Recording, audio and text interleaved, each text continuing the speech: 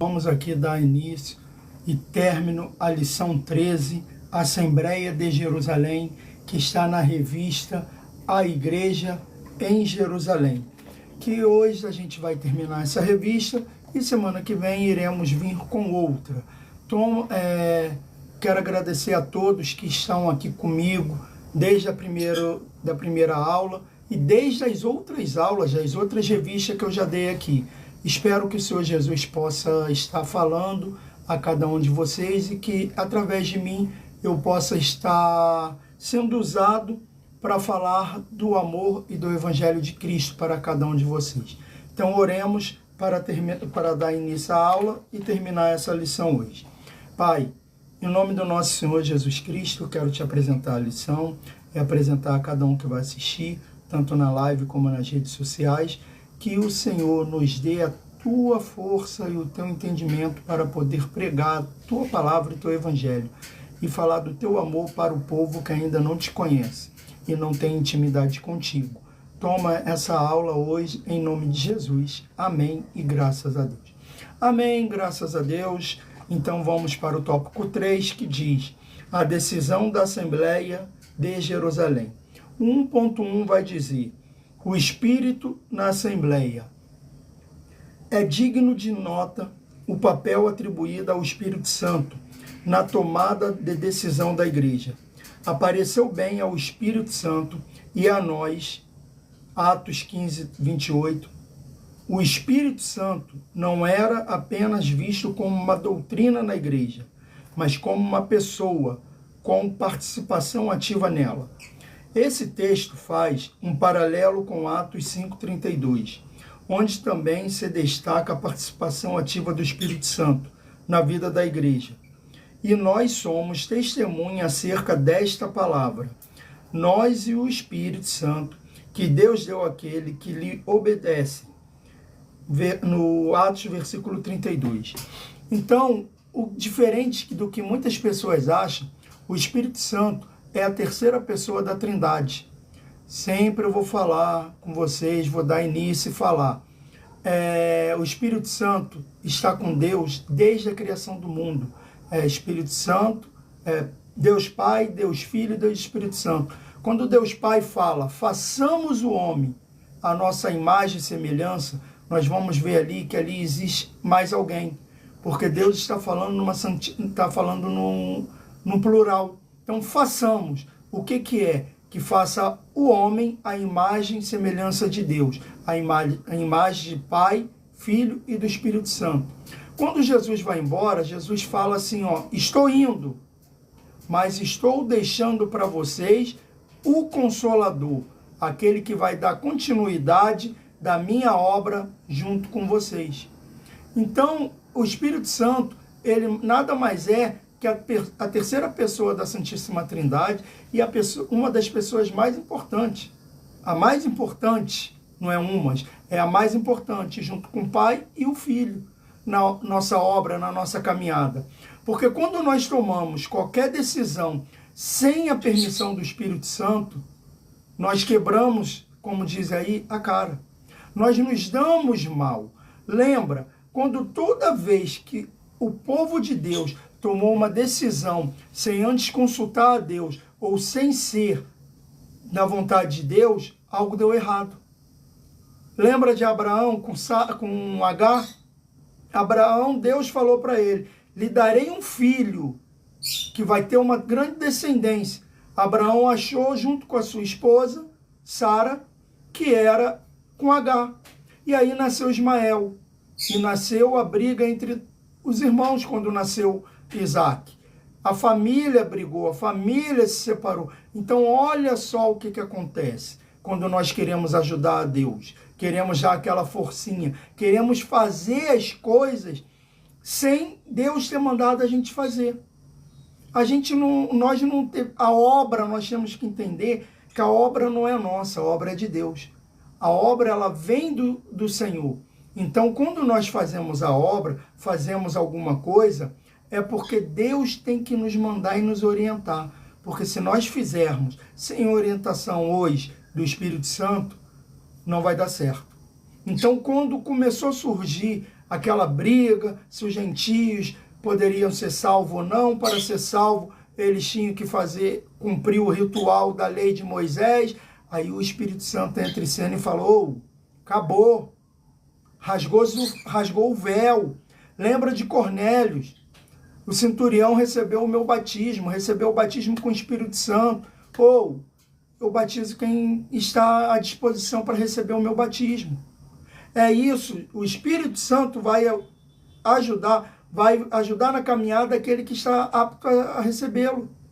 Aquele que fala: Espírito Santo, entre em mim e faça da minha vida o que você quiser, o que o Senhor quiser.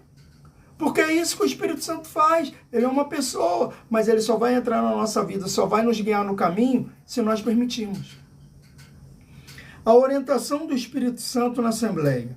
O texto de Atos 15, 28 não nos diz como era feita a orientação do Espírito na primeira igreja.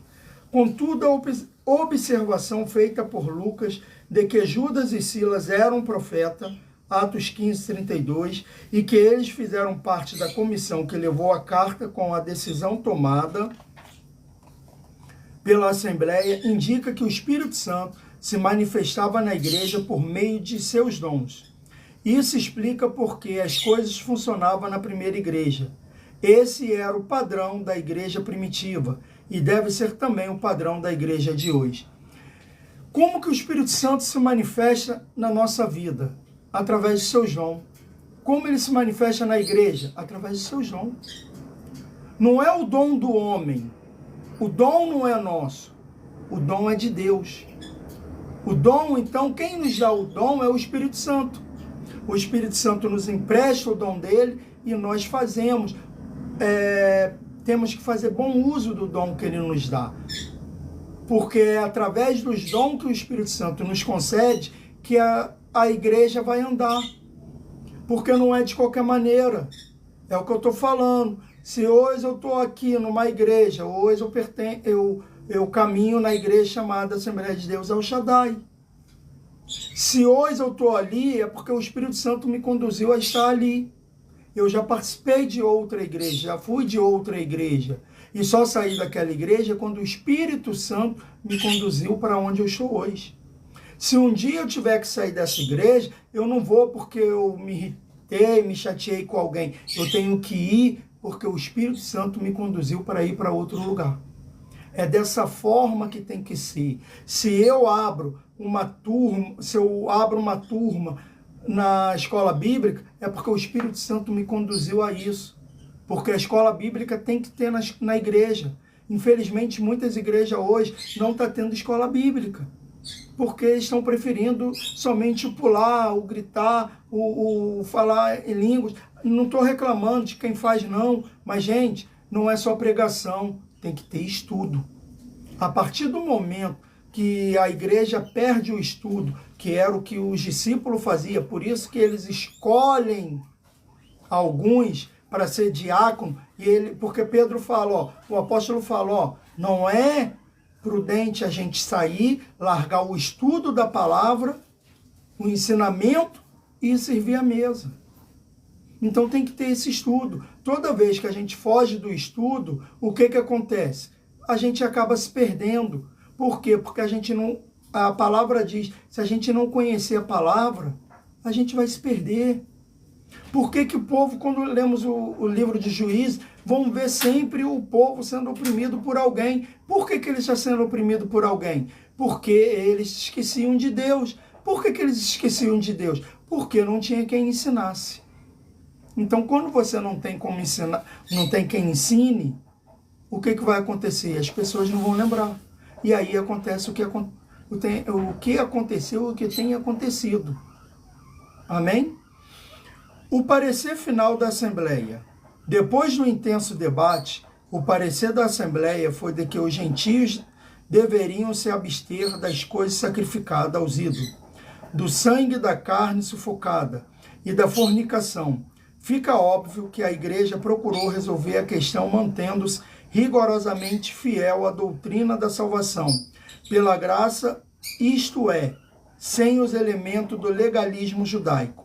mas evitando os extremos e rejeitar os irmãos judeus que também compartilhavam da mesma fé. O legalismo deveria ser rejeitado, os crentes judeus não. Assim ficou demonstrado que os gentios eram salvos pela graça, mas deveriam impor alguns limites à sua liberdade cristã, a fim de que o convívio com seus irmãos judeus não fosse conflituosos. Então, o que acontece? O Espírito Santo conduziu a igreja a fazer o seguinte, todos estão salvos pela graça, mas temos que respeitar a lei. Nós não precisamos mais fazer o ritual que a lei nos fazia fazer, mas temos que respeitar a lei, porque se não tem lei, não tem pecado. Então, como tem a lei, existe o pecado. E o que Deus fala? Sair do pecado, evitar o pecado. E quem nos livra do pecado? O Senhor Jesus. Com o quê? Com a sua graça que nos traz a salvação. Amém? A conclusão vai dizer: a igreja sempre será desafiada a enfrentar os problemas que surgem em seu meio, no seu meio. No capítulo 6 de Atos, vimos como ela resolveu o conflito de natureza social provocado por reclamações de crentes helenistas, hebreus da fala grega. Aqui o problema foi da natureza doutrinária, uma questão milandrosa que requeria muitas habilidades por parte da liderança para ser resolvida. Graças ao parecer de uma liderança sábia e orientada pelo Espírito Santo, a igreja tomou a decisão certa. A unidade da igreja foi preservada e Deus foi glorificado.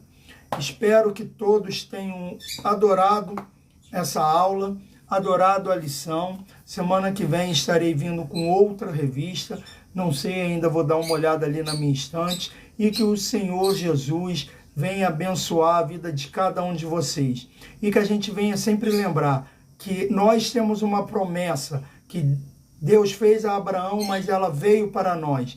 Abençoarei o que te abençoar e amaldiçoarei aquele que te amaldiçoar. Então, todo aquele que zomba e tenta ridicularizar a sua fé e tenta te humilhar, esses serão humilhados, amaldiçoados por Deus. Mas todos aqueles que vêm e te abençoa e são fiéis à palavra do Senhor, ouve com sabedoria e te abençoam, esses serão abençoados. Então, oremos para terminar mais essa lição. Pai, em nome do nosso Senhor Jesus, muito obrigado por mais um dia em Tua presença. Que o Senhor continue conosco, faça Sua vontade, seu querer, nos dê a Tua proteção e um ótimo dia. Que a gente venha meditar na Tua palavra e que o Senhor venha falar conosco. Em nome de Jesus. Amém e graças a Deus.